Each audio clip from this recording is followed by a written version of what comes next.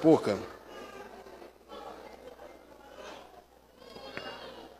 Eu lhe peço alguns minutos da sua atenção, e eu peço que você não converse agora, mas que você dê uma olhadinha para o altar e esteja atento em poucos minutos no que Deus tem a tratar com a gente dentro desse texto. Gente, o capítulo 17 de João é o capítulo em que trata da oração de Jesus, mais conhecida, e eu chamo esta oração de uma oração poderosíssima. Eu digo que esta oração é a oração mais poderosa de Jesus, mais conhecida como a oração sacerdotal. Onde Jesus, eu entendo que ele apresenta o resultado de tudo que ele viveu na jornada do seu ministério. E ele está apresentando para alguém que lhe confiabilizou uma missão tão séria, que é pregar o Evangelho.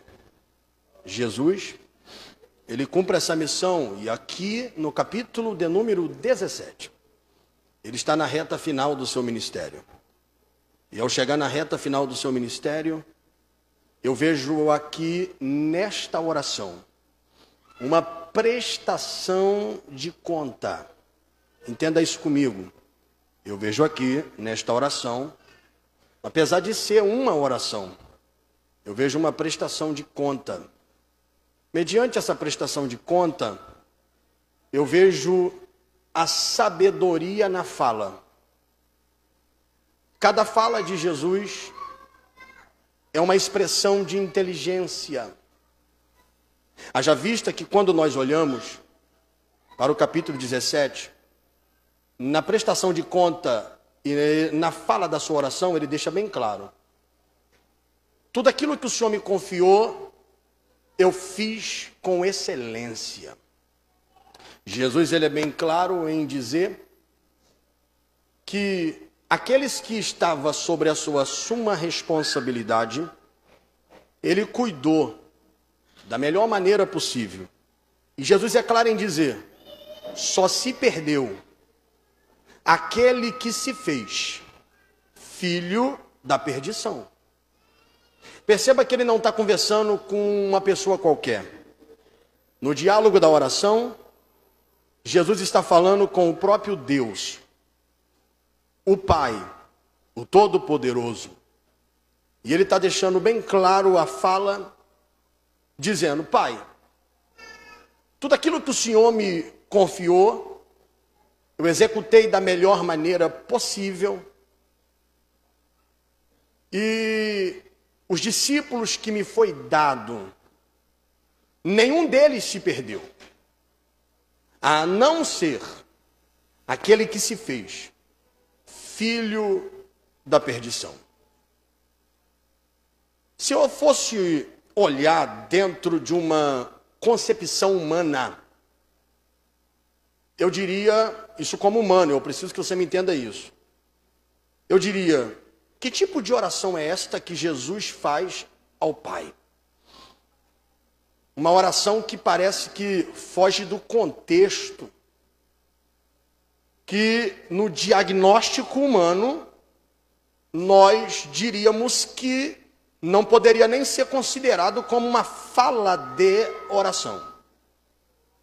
Só que eu preciso dizer aos senhores que aqui não é o pastor Eliel falando, aqui é Jesus no diálogo junto ao Pai. É Jesus e Deus nessa conversa. Jesus está dando essa prestação de conta, e o que eu acho bacana é que em João 17, do verso de número 1 ao verso de número 5, Jesus, ele ora por si mesmo. Ele vai falar para Deus concernente a si mesmo. Nesse mesmo capítulo, no verso de número 6 ao verso de número 18, a dinâmica da oração muda, porque ele para de orar por si, e agora na oração ele vai orar pelos seus discípulos. Depois ele muda novamente a dinâmica da oração. E nesse mesmo capítulo, no verso de número 19, ao verso de número 23, ele faz uma oração com um olhar para o futuro. Eu preciso que você esteja ligado para entender isso aqui agora. Jesus conseguiu identificar o futuro de um modo tão especial, tão maravilhoso, que ele enxergou pessoas que não se tornaram ainda feto fecundado no ventre de sua mãe. Mas Jesus está conseguindo enxergar essas pessoas, de modo que ele vai orar ao Pai para o momento presente, o momento atuante, o momento de prosseguimento, o momento que haverá progressividade do seu ministério não atrelada diretamente a ele, porque até onde ele tinha que ir, ele foi. A partir do momento que a obra do Calvário se revela, se manifesta e é concretizada, os seus discípulos dará continuidade nesta obra. Então ele consegue visualizar o momento presente atrelado ao crescimento, porém ele consegue viabilizar o momento futuro também atrelado ao crescimento. Mas tem duas questões importantes que ele aplica na oração, que ele vai apresentar tanto para o momento presente, a necessidade de os discípulos serem um. E esses mesmos discípulos, que vão ser um, vai fazer com que esta unidade cresça, de tal modo que vai abranger não só aqueles que faz parte do momento atual, do momento presente, mas vai alcançar o futuro. Que Jesus maravilhoso, que ele consegue enxergar muito mais além dos nossos olhos. Quando eu falo de futuro, eu me lembro do diálogo dele com a mulher samaritana em João 4. Que em João 4 justamente ele vai falar de futuro. Quando esta mulher está dizendo: mas nossos pais adoraram neste monte. E o monte que ela fala é o monte Gerizim. E vocês, judeus, dizem que o lugar de adoração é em Jerusalém, lá onde o templo de Salomão recebeu a manifestação da glória de Deus. Só que vem Jesus e diz assim: já que você trocou de assunto, você mudou de conversa, fugiu, mas eu tenho resposta para o que você está falando. Vem a hora, e já chegou, em que os verdadeiros adoradores adorarão ao Pai. E esta adoração não vai ficar restringida apenas ao monte e em Jerusalém. Aí Jesus vai dizer para ela que vai vir um grupo de pessoas. E Jesus já está falando da igreja que iria se levantar. Jesus já está falando da igreja e do povo que iria aparecer. Perceba que Jesus já está olhando para o futuro desde lá de trás. E ele está dizendo: o Pai procura a tais. O Pai procura a tais que assim o adoram. Jesus já está aplicando João 19:30, quando o Tetelestai vai ser expresso. Na obra da cruz do Calvário, Jesus já está aplicando o Tetelestai, ele já está falando do Tetelestai que vai ser dito na cruz. E ao aplicar isto, ele está dizendo: acesso liberado. Quem não tinha acesso vai passar a ter acesso. E aqui está a prova viva, que você não está limitado a adorar só no templo. Se você decidir montar um ambiente de adoração no seu quarto, ali manifestará o Senhor. Se você decidir montar um ambiente de adoração na sua sala, ali se manifestará o Senhor. A sua casa será um ambiente de adoração.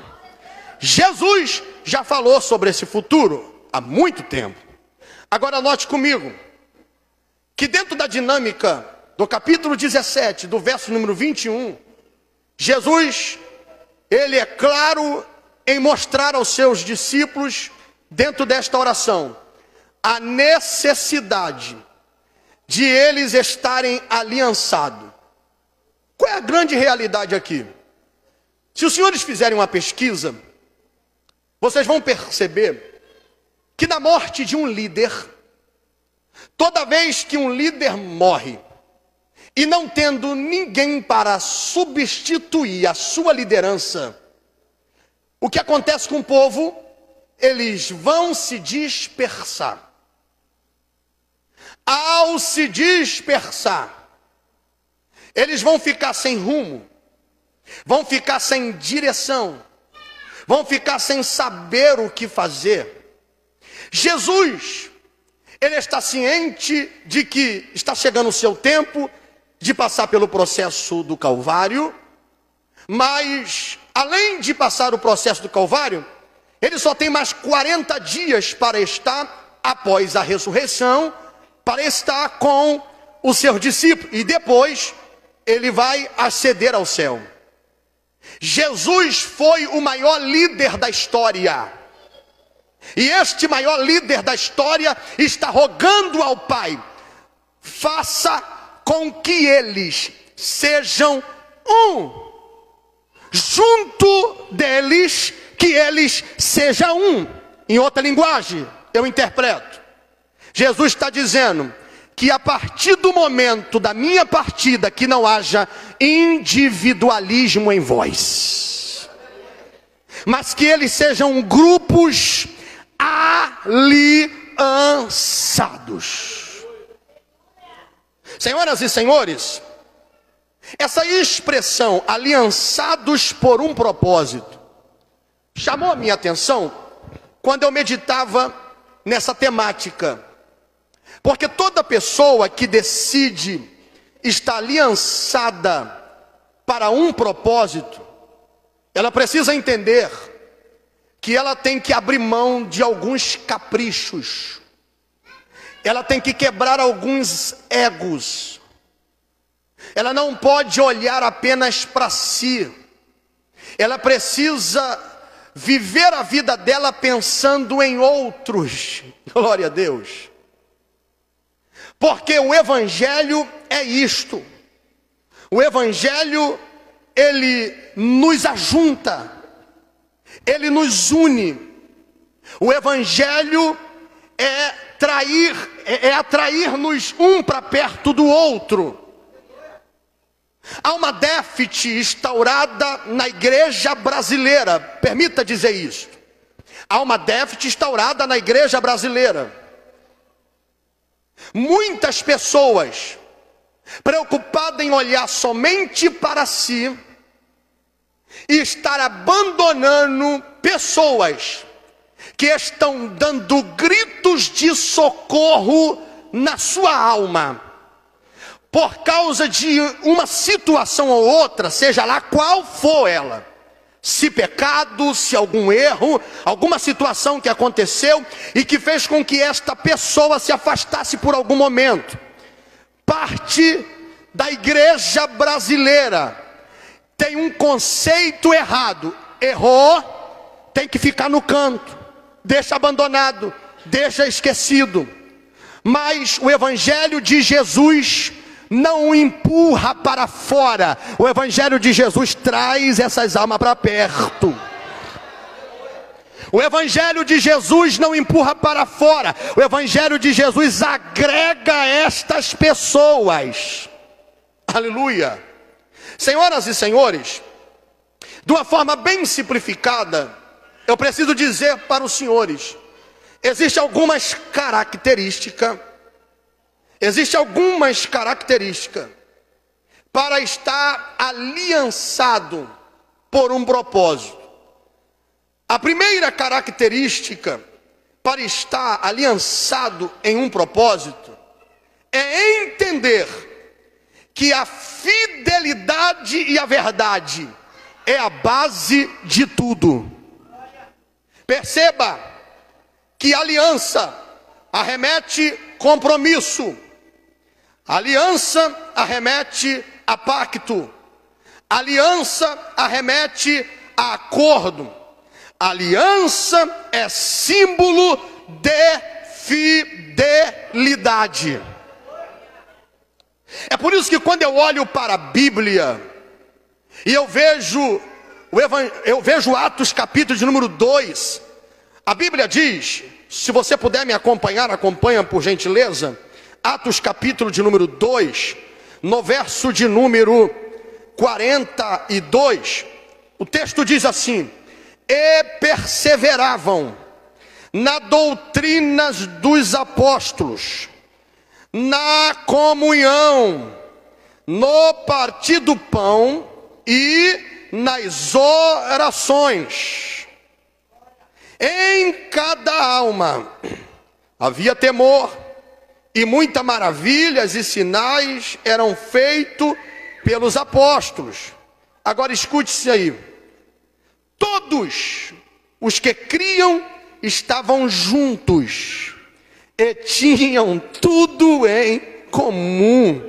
Glória a Deus. Aleluia. Pula para o verso 46. Perseverando unânimes todos os dias no templo e partindo o pão em casa, comiam juntos com alegria e singeleza de coração. Posso melhorar para você?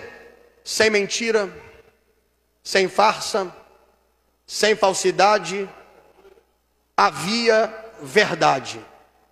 E vamos começar? Lá vai.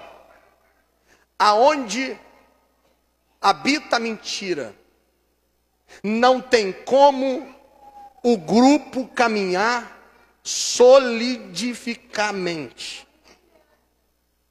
Se não houver verdade, esse grupo que é para ser sólido vai se dissolver. E permita dizer, e se bater aí da glória que ninguém vai notar que foi com você. Aonde existir uma outra visão, é sinal que tem divisão. Vou repetir. Aonde existe uma outra visão, é sinal que tem divisão. E eu começo já a entregar uma revelação de Deus para alguém. Ou você está junto no mesmo propósito, aliançado na mesma visão, ou você pula fora. Porque você não pode fazer parte do grupo para dividir o mesmo. Se eu não estou para somar, eu estou para dividir. Mas se eu não quero somar, mas também não quero dividir, eu peço licença para sair. Vai dar glória ou vai ficar com essa cara agora de assustado? Apertou, né? Glória a Deus, aleluia. Então escute o que Deus está dizendo para alguém. Ou você soma, ou você pede licença. Mas não tente colocar uma visão para causar divisão. Porque quando você tenta criar uma visão dentro de outra visão, você causa divisão. E o Espírito Santo não joga a palavra ao vento. Ele está dizendo para alguém: fica na visão que já foi determinada pela sua liderança. A primeira característica para quem deseja estar aliançado no propósito é ser fiel.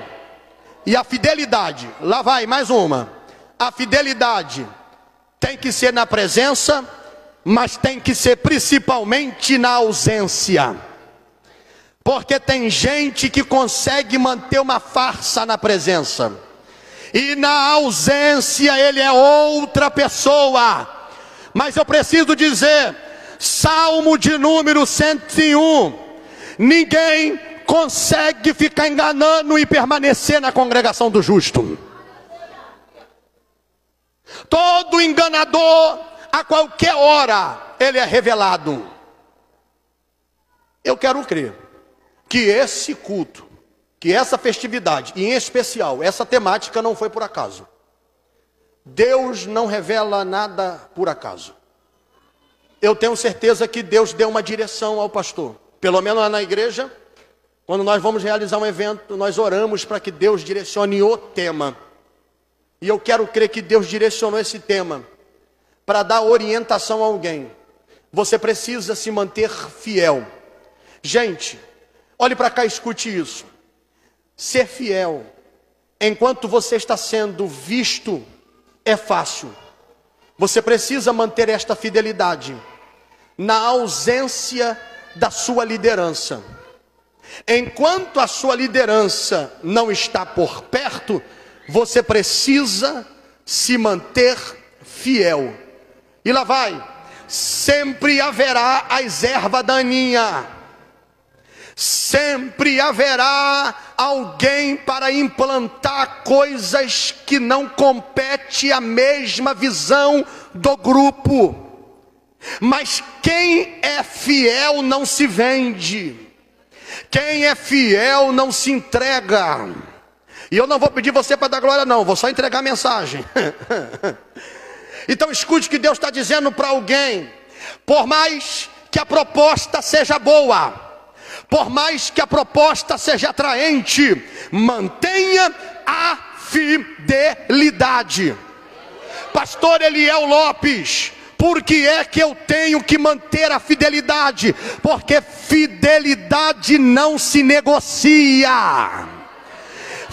Fidelidade é princípio básico para o sucesso, para quem sonha em crescer na vida. Glória a Deus, aleluia.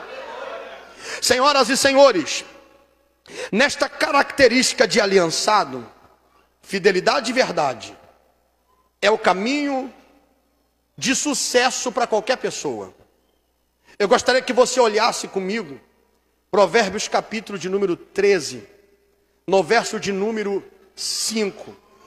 E escute isso por gentileza. Provérbios capítulo de número 13, no verso de número 5. Escrito está no texto: um homem justo, escute isso, o homem justo odeia a mentira, mas o homem perverso, ele faz vergonha. O homem justo odeia a mentira, mas o perverso faz vergonha. Gente, o que nós precisamos entender, quando estamos todos aliançados por um propósito, todos têm que remar para o mesmo lado, sem mentira, sem desonestidade, mas sempre com a verdade. Se você der uma olhadinha em Colossenses 3, verso de número 9, se você puder acompanhar, acompanha também. Colossenses 3, verso de número 9, observe o que diz Colossenses, capítulo 3, verso de número 9. Se você puder acompanhar comigo, acompanha por gentileza. Glória a Deus, aleluia. Esse texto é fortíssimo. Colossenses capítulo 3, verso de número 9. Diz o texto assim: não mintais uns aos outros, pois já vos despiste do velho homem com os seus feitos, e os vestiste do novo, que se renova para o conhecimento, segundo a imagem daquele que o criou.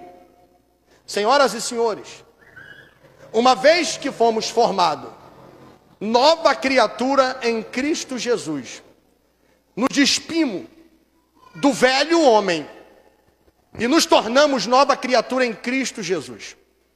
Como nova criatura, as práticas passadas não pertencem mais a nós.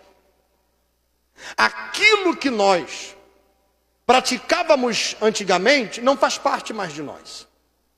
A mentira, a falsidade, o engano não pode fazer parte mais. Uma vez que você está aliançado por um propósito, você precisa expressar a verdade e não a mentira. E quem anda no caminho da verdade, esta pessoa será bem-sucedida. A bênção do Senhor estará sobre a vida desta pessoa. Senhoras e senhores, a segunda característica de uma pessoa aliançada é decidir falar a mesma língua. Não existem invenções. A língua tem que ser a mesma. O falar tem que ser o mesmo. O propósito tem que ser o mesmo. O jejum é o jejum da cura. É o jejum da cura. O jejum é o jejum do renovo. É o jejum do renovo. O pastor vai declarar o culto do varão poderoso. Todo mundo vai dizer o culto do varão poderoso. Ninguém vai enfeitar o pavão. Todos vão falar a mesma língua. E por que vai falar a mesma língua? Porque todos estão aliançados por um propósito. Permita-me por gentileza, bata no peito e diga: eu estou. Mas diga com força: eu estou aliançado por um propósito. Escute. Você já reparou que a aliança, ela não tem emenda? Glória a Deus. E por que ela não tem emenda? Porque ela dá conotação de eternidade. Glória a Jesus. E a aliança dando a conotação de eternidade, logo você entende que quando você está envolvido num grupo e aliançado nesse grupo por um propósito, automaticamente você entende, essa aliança não pode ser quebrada. Eu preciso falar a mesma língua, eu preciso ir até o fim, eu não posso retroceder, eu preciso ser fiel, eu preciso ser verdadeiro, eu preciso ser leal, eu preciso ser reto, eu preciso ser justo, eu preciso ir até o fim no propósito. Glória a Deus, aleluia, glória a Jesus. O problema é que, lá vai, sempre tem aqueles que gostam de enfeitar o pavão. Nunca está satisfeito com aquilo que é proposto. Tem gente que gosta de ultrapassar alguns limites que não lhe compete. E eu preciso dizer para alguém aqui, porque eu não sou o baú da felicidade para guardar nada e vou liberar logo isso aqui. Fica na posição a qual você foi chamado. Mantenha a tua postura. E vai até onde a tua liderança delegou para você. Você não pode ultrapassar limites que não competem a você. Ordem é dada e é para ser obedecida. E não dá para negociar a ordem que foi delegada. Você só precisa obedecer. E posso liberar essa palavra, pega quem quiser. Obediência gera bênção. Quem está disposto a obedecer, ele vai atrair para si bênçãos. Eu não sei para quem vai, mas eu preciso dizer, muitas vezes para você obedecer é um sacrifício.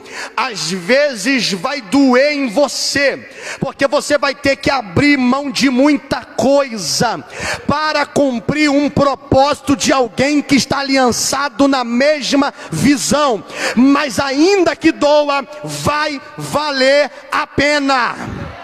Porque o princípio básico da obediência é a atração da bênção. Você não precisa fazer força, acontece naturalmente por causa da obediência. Glória a Deus. Todos devem falar a mesma língua. Abra sua Bíblia em 1 Coríntios capítulo 1, e eu prometo partir para o fim. 1 Coríntios capítulo 1, verso de número 10. 1 Coríntios capítulo 1, verso número 10. Olha o que Paulo fala aos irmãos de Corinto. Olha o que ele diz. Está ali na tela, né? Olha que bacana. Ele diz: rogo-vos, porém, irmãos, pelo nome de nosso Senhor Jesus Cristo, que digais todos uma mesma coisa. Olha aí que bacana, gente. E que não haja entre vós dissensões, antes sejais unidos em um mesmo pensamento e em um mesmo parecer. Vamos repetir essa parte B do versículo? Vamos comigo? Antes sejais unidos em um mesmo pensamento, mais uma vez, antes em um mesmo pensamento e em um mesmo parecer. Agora dá uma olhadinha de rabo de olho para alguém que está perto de você e diga: está entendendo? Glória a Deus.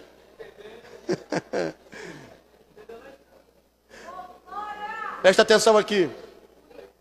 Quem já brincou daquele negócio de puxar corda? Quem já brincou?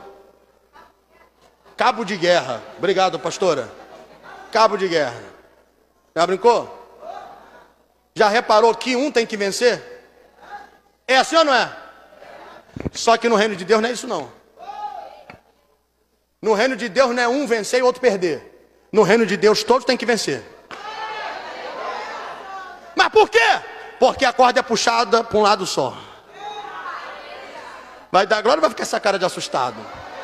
Mas pastor, mas eu estava a fim de implantar uma visão aí. Guarda para você. Não adianta querer puxar a corda, ao contrário. Fica na visão da tua liderança e acabou. Oh, glória a Deus. Se tu não der glória agora, eu vou pensar que é você, hein? Aleluia. Até o irmão levantou a mão lá no... Oh, você não está me ajudando muito hoje não, mas tudo bem. Depois te dou um beijo na testa. Tá bom, mas vamos lá. Mas ele recebeu lá no som. Olha para cá, escute isso, eu prometo encerrar. Gente, não tem como prosperar, evoluir, crescer toda pessoa que rema ao contrário. Se você olhar para a Bíblia, você vai perceber que todos que remaram ao contrário não tiveram sucesso. Moisés estava indo muito bem, de repente tem uns camaradinha chamado Coré, Datã e Abirão. Decidiram remar ao contrário. A terra se abriu para eles. Porque Deus não aceita. Oh, glória a Deus. Vou entrar nisso aqui. Uma vez que Deus deu uma visão à sua liderança, não tente mexer naquilo que Deus já construiu como projeto pela sua liderança.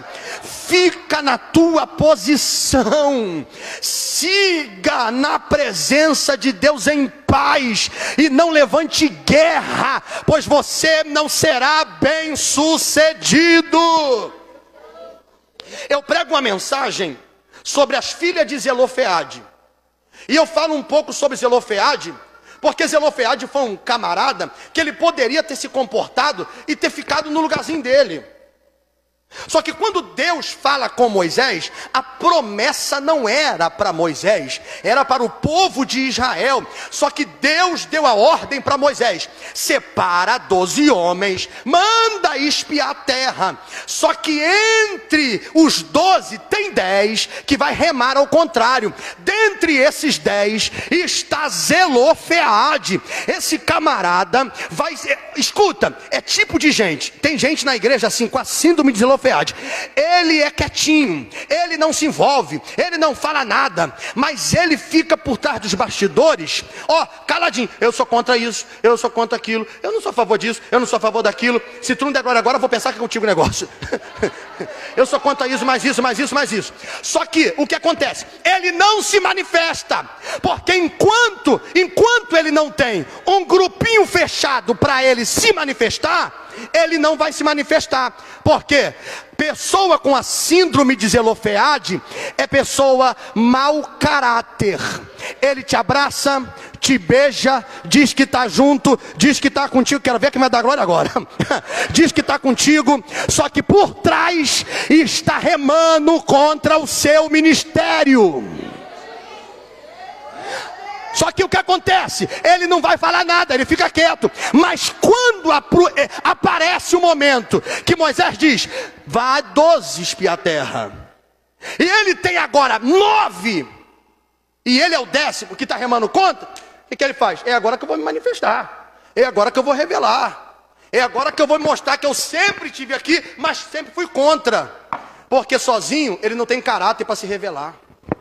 Sozinho ele não tem coragem de se manifestar. Então ele precisa de um grupinho. Agora apertou mais. Ele só consegue se revelar com um grupinho. Então se tem alguém para se revelar, revela-se sem grupinho mesmo, para que as coisas sejam resolvidas e esclarecidas logo. Mas não rema contra a obra do Senhor. Talvez está duro o discurso, mas eu já estou terminando. Mas pegue isso aqui que Deus está falando com alguém. Deus não joga a palavra ao vento. Deus está dizendo para alguém: se você remar contra, você está cavando a sua própria sepultura. Zelofeade, escute, eu vou entrar nisso aqui agora. Zelofeade poderia ter ficado na dele, quietinho. Só que Zelofeade, ele morre no seu próprio pecado. Porque se envolveu onde não era para se envolver, fez o que não era para fazer, falou o que não era para falar, se precipitou, e todo precipitado entra no caminho da destruição. O problema desses tipos de gente, que ele causa problema para si e ainda prejudica a sua casa. O que aconteceu com ele? Ele que errou, ele que falhou e colocou as filhas em prejuízo. Graças a Deus as filhas se despertou a tempo e disse: nós vamos reivindicar um direito que a lei não nos ampara, mas nós vamos brigar por um direito, mesmo a lei não nos apoiando, nós vamos brigar. E elas foram até Moisés e disseram: Moisés, nós não temos culpa do pecado do nosso pai, quem errou foi nosso pai, nós queremos a herança do nosso pai. A lei não dava para elas direito, mas elas estão dizendo: queremos. Moisés levou a causa ao Senhor. E Deus disse: dá para elas, entrega para elas, porque a partir de hoje eu estou mudando o decreto. Senhoras e senhores, escute aqui, eu prometo, fecho a Bíblia agora e prometo por fim. Coloca para mim Romanos 12, verso 16, eu encerro com esse texto. Glória a Deus. Romanos 12, verso 16. Olha aqui, Paulo fala aos crentes de Roma: sede unânimes entre vós, não ambicioneis coisas altas, mas acomodai-vos às humildes. Não sejais sábios em vós mesmo. Mas ele disse o quê? Seja toda pessoa unânime. Ele não anda segundo a sua ótica. Ele não anda segundo a sua visão. Mas ele anda aliançado por um propósito. E que propósito é esse? Falando a mesma língua de quem já recebeu de Deus a revelação de um propósito. Senhoras e senhores, eu encerro a minha fala nesta noite, debaixo de um cunho profético sobre a sua vida, declarando no nome de Jesus: enquanto houver o espírito de unicidade na igreja do Senhor, e todos falando a mesma língua, ainda que se levante a erva daninha, Ainda que se levante Sambalate, Tobias, Gesem, seja lá qual for o tipo de situação, o que vai prevalecer são os fiéis. O que vai prevalecer é a verdade. O mal não prevalece aonde a verdade está presente. O mal não prevalece aonde a fidelidade é verdadeira diante do grupo. Então eu venho na companhia do Espírito Santo encerrar essa mensagem declarando pelo poder que há no nome de Jesus. Se no reino de Deus, aqueles que estão aliançados por um propósito, há algum embate do inferno, alguma coisa está se levantando para quebrar o propósito, para quebrar esta aliança, eu declaro pelo poder que há no nome de Jesus, que já caiu por terra nesta noite. Aleluia. Se você pode segurar a mão levantada, eu encerro com esse ato profético em nome de Jesus. Porque eu profetizo que toda mentira, toda falsidade seja aniquilada agora. E aonde há uma visão ao contrária, para causar divisões dentro de uma visão, Deus está declarando agora que seja dissipado pelo poder que há no nome de Jesus. Se você recebe esta palavra profética, abre a boca e celebre o Todo-Poderoso.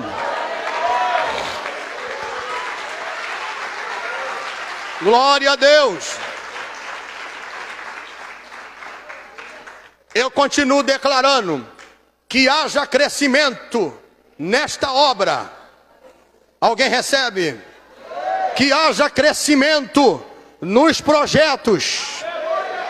E que todos que estão aliançados por o mesmo propósito, dentro do projeto desenhado por Deus, com respeito a esta igreja, junto ao pastor Marcos e a sua companheira, e também os seus obreiros, se prepare para o extraordinário de Deus, que há de acontecer.